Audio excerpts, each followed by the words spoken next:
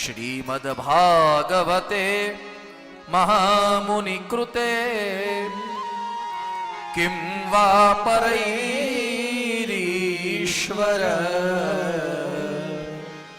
सद्योरद्यवरुध्यते कृतिभिः शुश्रूषुभिः। यहाँ आज्ञा कर दी भगवान व्यास ने कि जैसे ही पता चले कि श्रीमद् भागवत की कथा चल रही है, आदमी को सब काम छोड़कर वहां पहुंच जाना चाहिए, सुन लेना चाहिए। शुश्रूषुभिः तत्क्षणात्, उसी क्षण सुन लेना चाहिए। किसी ने व्यास जी से पूछा, बाबा इतनी बड़ी इतनी जल्दबाजी क्यों, इतनी जल्दी क्या है? कथा तो अभी दूसरा दिन चल रहा है, कथा तो 7 दिन तक चलेगी। पीछे से एक दिन जाके आएंगे, सुरेश जी को और नैना देवी जी को मुंह दिखा के आएंगे कि हम भी आए थे। कई श्रोता है ना, सिर्फ व्यवहार के लिए आते हैं कथा में। मेरे तो व्यासपीठ के बहुत अनुभव है। कई श्रोता व्यवहार के लिए आते हैं, कई श्रोता व्यापार के लिए आते हैं। सुरेश जी के पास नहीं जाएंगे ना तो उनको बुरा लगेगा, तो हमको ऑर्डर नहीं देंगे। कोई व्यापार के लिए आता है, कई श्रोता व्यवहार के लिए आते हैं कि हो हमारे घरे आए थे तो हमको जाना पड़ेगा। कुछ श्रोता ऐसे होते हैं जो न तो व्यवहार के लिए आते हैं न तो व्यापार के लिए आते हैं, वो कथा से प्यार होने की वजह से आते हैं। कई श्रोता ऐसे होते हैं। अभी 5 दिन बाकी है, जाएंगे आराम से। नहीं, व्यास जी ने बोला नहीं, शुश्रूषुभिः तत्क्षणात्, जिस क्षण पता चले कि श्रीमद् भागवत की कथा चल रही है, आदमियों किसी को भी सब काम छोड़कर कथा सुन लेनी चाहिए। इसी ने व्यास जी से पूछा, बाबा इतनी जल्दबाजी क्यों? बोले इस जगत में सबका भरोसा, सबका विश्वास हो सकता है, मगर तेरे श्वास का कोई विश्वास नहीं है। कब निकल जाए उसका कोई पता नहीं। तू सोचेगा कल करूंगा, कल करूंगा, कल करूंगा, कल हमारे जीवन में आए कि क्या, कैसे पता चलेगा? कौन कह सकता है मैं कल जिंदा रहूंगा? अरे कल की क्या बात करें साहब, आज शाम को घर कथा खत्म करके घर पहुंचे कि क्या? आप कोई घबराना नहीं, सभी पहुंचेंगे। पहुंचेंगे यानी घर पहुंचेंगे सब। मेरी तो ऐसी इच्छा है कि आप सबको परमात्मा 250 साल जिंदा रखे। जियो ना बाबा, जीने जैसा है और कहीं कुछ है नहीं। यहां सब कुछ है, जियो। पहले का जमाना और आज का जमाना देखिए, कितना गजब आ गया। पहले हमारे पूर्वज जो जीते थे, जिस तरह से जीते थे, आज हम जीते हैं। भगवान ने क्या कृपा की। और मैं तो ये भी सोच रहा हूं कि हमारे पूर्वज जिस तरह से जिए उससे अच्छा हम जी रहे हैं। हम जो जी रहे हैं, हमारे वंशज कैसे जिएंगे? उसके पास क्या टेक्नोलॉजी होगी? हमारे एक हास्यकार है, बहुत सुंदर कहते हैं कि आज जो हम फैक्स डालते हैं ना, फैक्स, यहां से कागज डालते हैं तो वहां अमेरिका में वो कागज उतर जाता है, वही लिखा व्हाट्सएप उतर जाए। 50-60 साल के बाद ऐसा मशीन आएगा कि यहां से अपने दादाजी को बक्से में रखेंगे अमेरिका। वहां बड़े बेटे को पूछ लेना, दादाजी आ गए आराम से? हाँ, हाथ पाँव सब ठीक है ना? कोई बीच में करप्ट नहीं हो गया है ना कुछ? तो फिर से तुम्हें फिर से भेजता हूं। दादा ने जीने जैसा है ये युग, जीने जैसा है। अगर विवेक से जिया जाए तो सुविधा को विवेक से लिया जाए। अपने हाथ में मोबाइल है। आजकल क्या टेक्नोलॉजी आ गई है कि अगर मैं आपसे रूबरू बात करना चाहूं तो वीडियो कॉल करके सीधा बात कर सकता हूं। ये टेक्नोलॉजी है हमारे पास। मगर वही मोबाइल अगर विवेक से उपयोग नहीं किया गया तो जीवन के अंत का कारण भी बन सकता है। किसी भी सुविधा को विवेक से भगवान व्यास ने कहा है शुश्रूषु भी तत्क्षणात्, उसी क्षण सुन लिया जाए। श्वास का कोई विश्वास नहीं है, कुछ नहीं है। उच्छ्वास और श्वास जो ये दो शब्द है वो एक दूसरे से जुड़े हुए हैं साहब।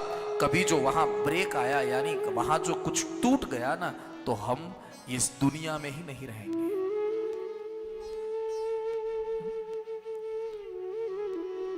इसलिए भगवान व्यास कहते हैं शुश्रूषु भी तत्क्षणात्। अभी अभी एक घटना हुई, एक भाई गर्मी की मौसम आई, पंखा लेने गया। हाँ, पंखा लेके आया, वो इलेक्ट्रिशियन को बुला के फिट करवाया, उसके नीचे खटिया डाल के यानी पलंग डाल के खुद सोया गुजर गया। अभी अभी एक घटना हुई, वो 2000 रुपये का पंखा शुरू रह गया और खुद। और कमाल की बात तो यह है प्रभु जी कि वो 2000 की पंखे की 2 साल की गारंटी थी। ये अनमोल शरीर की 1 सेकंड की गारंटी नहीं है। इसीलिए भगवान व्यास ने कहा है शुश्रूषु भी तत्क्षणात्, उसी क्षण सुन लेना चाहिए। क्या भरोसा है हा? साथ देती नहीं ये किसी का,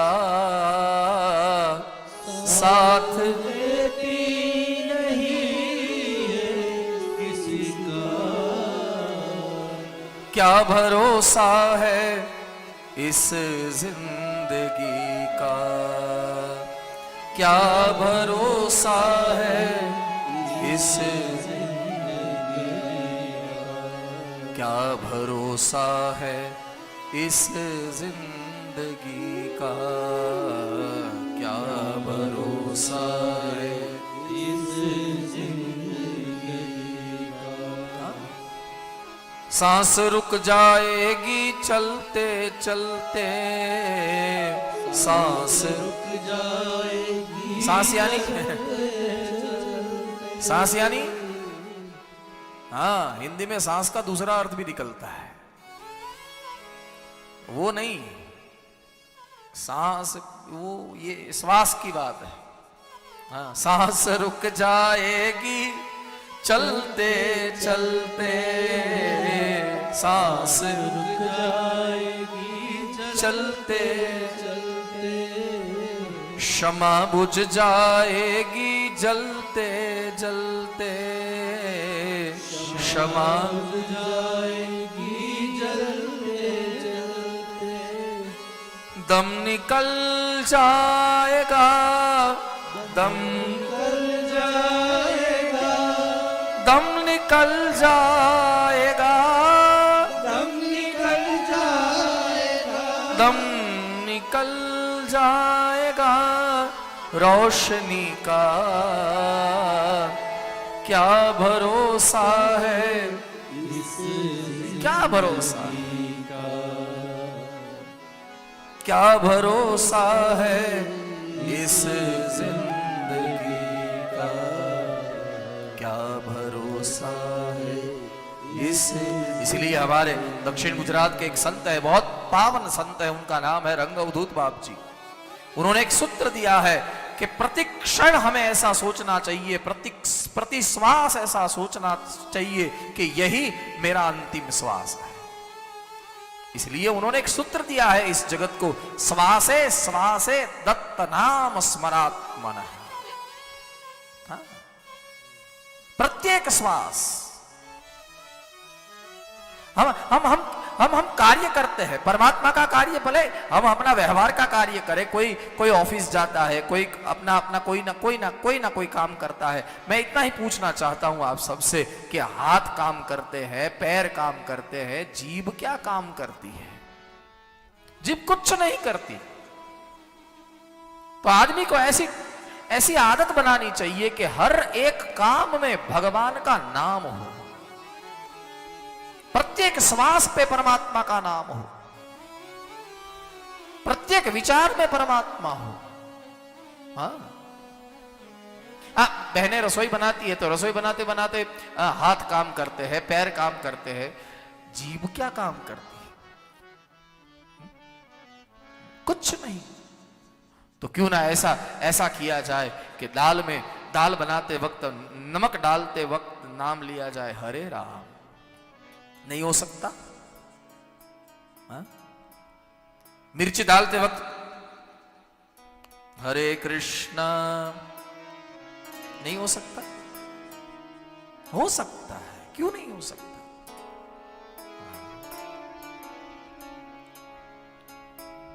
दो फायदे होंगे। भगवान का नाम लेते लेते रसोई बनाएंगे ना तो दो फायदे होंगे। पहला फायदा, अगर नमक मिर्ची कम ज्यादा हुई ना तो भगवान संभाल लेंगे कि मेरे भरोसे पर डाला है उसने। ये पहला फायदा। और दूसरा फायदा, वो रसोई जो खाएगा ना उसकी भी बुद्धि ब्रह्मण्य होगी, उसकी भी बुद्धि सुधरेगी। जो रसोई खाएगा। और ये माता जी तो जब फिल्म का गीत गाती है रसोई बनाते वक्त, ले जाएंगे ले जाएंगे, फिर वो रोटी जो खाता है वो ले ही जाता है ना, फिर क्या बचता है क्या कुछ? हमारे संतों ने कितना हमारे बारे में काम किया है, हमारे संतों ने हमारे बारे में कितना सोचा है, हमारे ऋषियों ने हमारा जीवन सुदृढ़ चले इसलिए कितना कार्य किया। इसलिए हमारे यहाँ एक प्रथा थी, पहले थी, देखिए, जैसे ही हम जागते थे ना सुबह, हाथ देखते थे अपना और बोलते थे, क्या बोलते थे? कराग्रे वसते लक्ष्मी करमूले सरस्वती कर मध्य तु गोविंद प्रभाते कर दर्शनम। जैसे ही पृथ्वी पर पांव रखते थे तो हमारे ऋषि मुनियों ने एक व्यवस्था की थी कि पृथ्वी को प्रणाम करके उस पर पांव रखा जाए। समुद्र वसने देवी पर्वत स्तन मंडले विष्णु पत्नी नमस्तुभ्यं पाद स्पर्श स्वमस्व में। नहाते वक्त गंगे च यमुने चैव गोदावरी सरस्वती नर्मदे सिंधु कावेरी जलेस्मिन् सन्निधिं कुरु। भोजन करते वक्त सहना भवतु सहनो भुनक्तु सहवीर्यं करवावहे तेजस्विनावधीतमस्तु मा विद्विषावहे। या तो अहम वैश्वानरो भूत्वा प्राणिनाम, कुछ भी कोई भी भोजन आपके सामने आए राम कहकर खाइए, कृष्ण कहकर खाइए, तो वो भोजन नहीं रहेगा, फिर प्रसाद हो जाएगा। प्रसाद हो जाएगा। ये सब चला गया हमारे पास, ये सब चला गया। पहले सुबह जागते थे तो हाथ देखते थे, अब मोबाइल देखते हैं। किसका व्हाट्सएप आया, फेसबुक पर क्या आया है, वो देख लूं, ये देख लूं, वो देख लूं, ये देख। मुझे तो एक बात पता नहीं चलती है साहब, लोग एसी में सोते हैं और ओढ़ के सोते हैं। कभी आपने सोचा है क्या? एक तो 16 पर एसी रखते हैं, हमें ऐसा लगता है कि किसी के घर में आए हैं और ये हिमालय में आए हैं। इतना ठंडा करते हैं रूम, फिर ओढ़ के सोते हैं। ये दोनों विपरीत हो गया। या तो एसी बंद कर दे तो ओढ़ने की जरूरत नहीं पड़ेगी, और एसी तुझे चाहिए, तुझे ठंडा चाहिए, तो ओढ़ता क्यों है? मगर ये होता है, सुबह उठकर मोबाइल देखता है, ऐसे जी ऐसे करता है सुबह। कई लोग फिल्म का गीत गाते गाते खड़े सुबह जागते हैं। ये दुनिया ये मेरे, तो तू जागा क्यों? अगर तेरे काम की नहीं है तो कमाल करते हैं कभी कभी लोग। कहने का अर्थ यह है कि शुश्रूषुभि तत्क्षणात्, जैसे ही पता चले कि श्रीमद् भागवत की कथा चल रही है, आदमी को जाके सुन लेना चाहिए।